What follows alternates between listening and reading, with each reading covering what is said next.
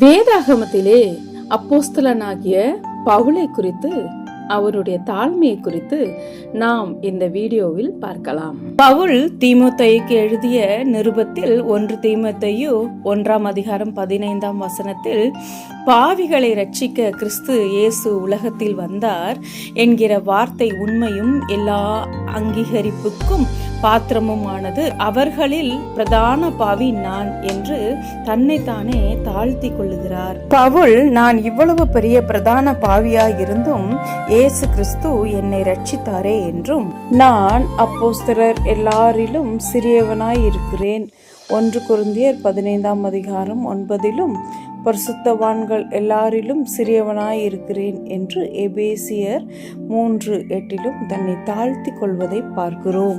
பவுல் எழுதிய 13 புத்தகங்கள், ரோமர், 1 கொரிந்தியர், 2 கொரிந்தியர், எபேசியர், கலாத்தியர், பிலிப்பியர், கொலோசியர், 1 தெசலோனிக்கேயர், 2 தெசலோனிக்கேயர், 1 தீமோத்தேயு, 2 தீமோத்தேயு, தீத்து, பிலேமோன் ஆகிய புத்தகங்களை அப்போஸ்தலனாகிய பவுல் எழுதினார். அப்போஸ்தலனாகிய பவுல் தமது எல்லா புத்தகங்களிலும் பிரதானமாய் பரிசுத்தவான்களின் பட்டியலில் கடைசியில் இருப்பவனும் நான் தான், பாவிகளின் பட்டியலில் பிரதானமானவனும் நான் தான் என்று சொல்லி தன்னை தானே தாழ்த்தி கொள்வார்.